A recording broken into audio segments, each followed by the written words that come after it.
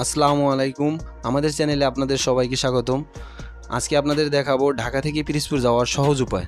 আমরা নবীনগর থেকে জার্নি শুরু করব। আমাদের গাড়ি গাবতলী থেকে ছেড়ে আসবে। দেখতে দেখতে আমরা নবীনগরের কাছাকাছি চলে আসছি। আমরা এখন সাভার সেনানিবাসের গেট অতিক্রম করলাম। সামনেই দেখতে পাচ্ছেন সি লাইনের স্লিপার কোচ, তার সামনে আছে সি লাইনের অনজে গাড়ি। দুটো গাড়ি ঢাকা থেকে পাবনার উদ্দেশ্যে প্রতিদিন ছেড়ে যায়। দেখতে দেখতেই নবীনগরের গোল চত্বরের কাছাকাছি চলে আসছি।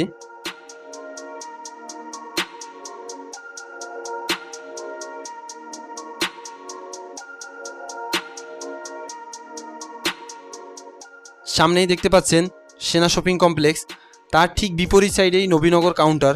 আমরা আস্তে আস্তে নবীনগর কাউন্টারের দিকে অগ্রসর হব।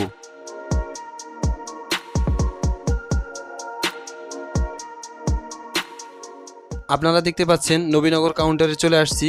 এখন আমরা টিকিটের ব্যাপারে কাউন্টারে যেয়ে কথা বলবো।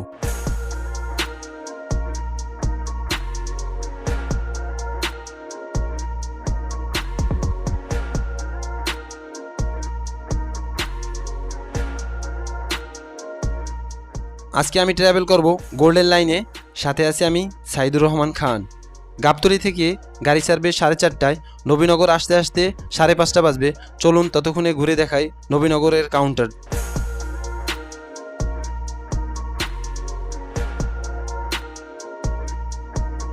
অপেক্ষার প্রহর শেষ, গাড়িটি কাউন্টারের সামনে চলে আসছে। গাড়িটি হিনো একে অনজে গাড়ি, 14 সিরিয়ালের গাড়ি। গাড়িটি অনেক পুরনো হলেও গাড়ির কন্ডিশন এখন অনেক সুন্দর। দেখেন সাইডটা দেখেন, গাড়ি অনেক পুরনো হলেও গাড়ির কন্ডিশন এখন অনেক ফ্রেশ। চলেন তাহলে ট্রাভেল শুরু করি। আমরা সাভার স্মৃতিসৌধ অতিক্রম করতেছি। আমার গাড়ির সিট নাম্বার A3। গাড়ি পুরনো হলেও গাড়ির সিট কন্ডিশন অনেক ভালো। চলতে চলতে সন্ধ্যা ঘনিয়ে রাতের সরু রাস্তা দিয়ে আমরা চলতেছি। যেতে যেতে আমাদের সামনে রয়্যালের একটা পুরনো গাড়ি। গাড়িটি দেখে মনে হয় অনেক পুরনো। গাড়িটিকে আমরা ওভারটেক করে চলে যাচ্ছি ঘাটের দিকে।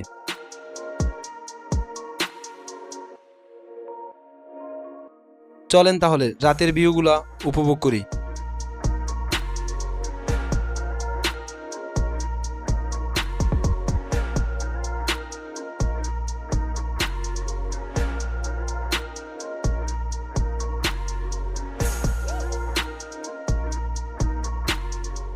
রাস্তার ভিউ দেখতে দেখতে আমরা ঘাটের কাছাকাছি চলে আসছি। আমরা এখন আছি ফেরি টোল প্লাজা। এখান থেকে টিকিট সংগ্রহ করে ফেরিতে উঠতে হয়। যেতে যেতেই রাস্তার দুই সাইডেই সেলফি গাড়ির বহর দেখতে পাচ্ছেন।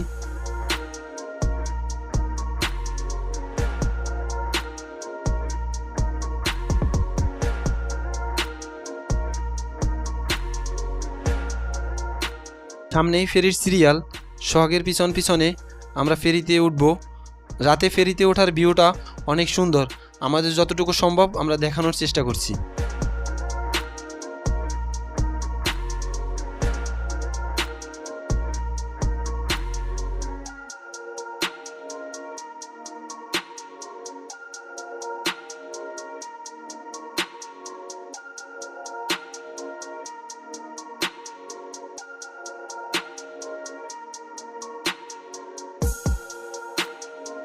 ফেরির যাত্রা শেষ করে আমরা ফরিদপুরের দিকে অগ্রসর হচ্ছি। ফেরি থেকে নামার পরে গোল্ডেন লাইনের প্রত্যেকটা গাড়ি তাদের নিজস্ব লোক দ্বারা চেক করানো হয়। আপনারা রাস্তার দুই সাইডের ভিউগুলো দেখেন, অনেক সুন্দর লাগবে।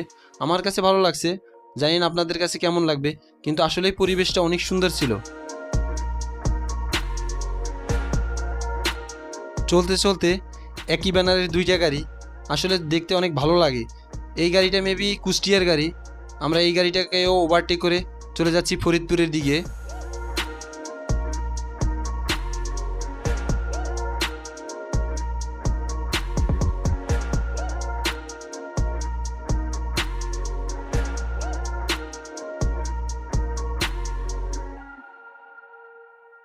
চলতে চলতে রাজবাড়ী রাস্তার মোড়ে চলে আসছি।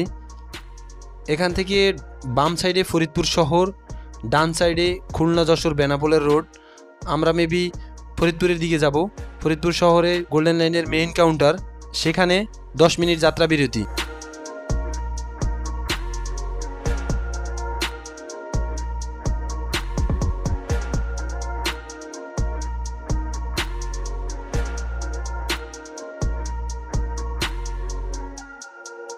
এখন আমরা চলে আসছি ফরিদপুরে গোল্ডেন লাইনের মেইন কাউন্টারে।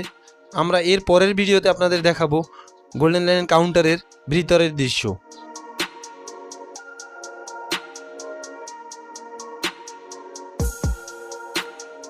যাত্রা বিরতির শেষে আমরা চলে যাচ্ছি ঢাকা বেনাপোল রোডে।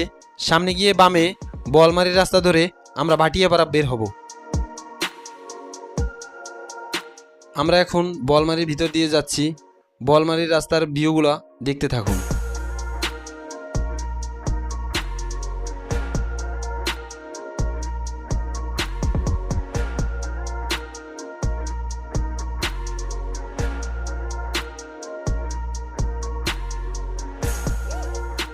দেখতে দেখতে আমরা ভাটিয়াপাড়া ওভারপাসের কাছে চলে আসছি। ওভারপাস পার হলেই ভাটিয়াপাড়া স্ট্যান্ডে পৌঁছাবো।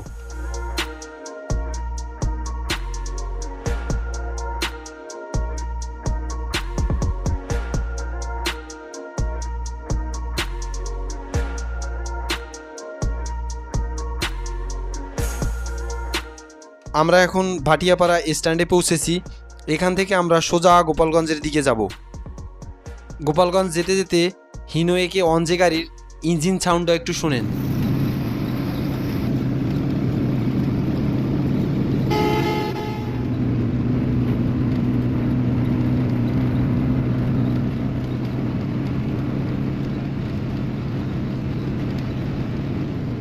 চলতে চলতেই সামনে কমফোর্ট লাইনের দেখা।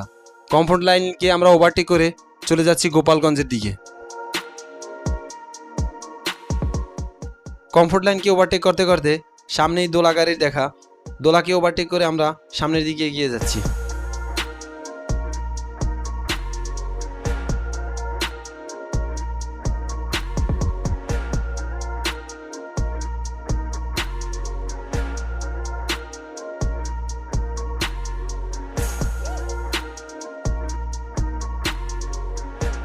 কমফোর্ট দোলা ওভারটেক করার পরে কিছু দূর যেতে না যেতে রাজীবের দেখা। রাজীবের এটি মেবি অশোক লেল্যান্ডের গাড়ি। গাড়ির কন্ডিশন দেখে ভালোই মনে হয়।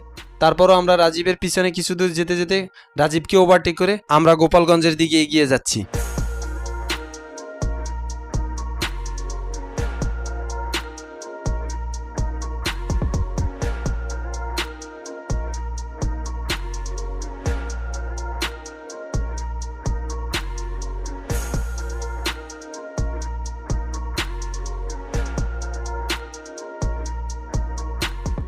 চলতে চলতে গোপালগঞ্জ পুলিশ লাইন চলে আসছি। এখান থেকে যাত্রী নামিয়ে আমরা পিরিজপুরের দিকে যাব।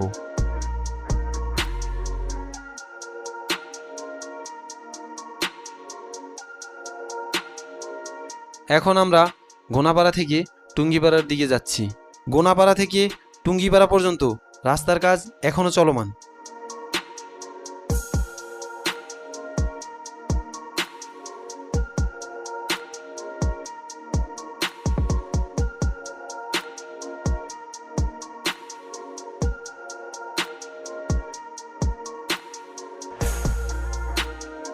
যেতে যেতে টুঙ্গিপাড়া বাস স্ট্যান্ডের কাছাকাছি আসছি।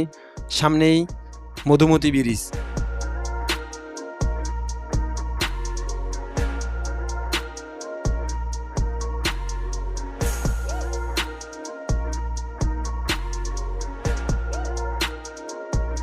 এখন আমরা মধুমতি ব্রিজ পার হচ্ছি।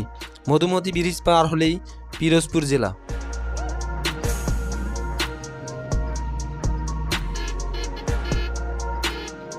এখন আমরা নাজিরপুর চলে আসছি। নাজিরপুরের ব্রিজ পার হচ্ছি।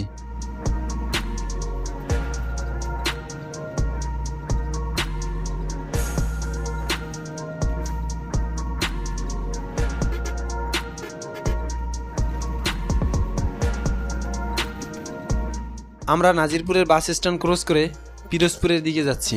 আমাদের বাসের গন্তব্য পিরোজপুর পর্যন্তই। ভিডিওটি আমরা এখানেই শেষ করতে যাচ্ছি। যদি ভিডিওটি ভালো লাগে তাহলে অবশ্যই লাইক করবেন। জার্নিটা কেমন হয়েছে কমেন্ট করে আপনার মূল্যবান মতামত জানাবেন। যদি ভিডিওটি ভালো লাগে তাহলে অবশ্যই চ্যানেলটি সাবস্ক্রাইব করবেন। সবাই ভালো থাকেন, সুস্থ থাকেন, এসএ জার্নির সাথে থাকেন এই কামনায় আজকের মতন বিদায় নিচ্ছি। দেখা হবে নতুন কোনো ভিডিওতে। আল্লাহ হাফেজ।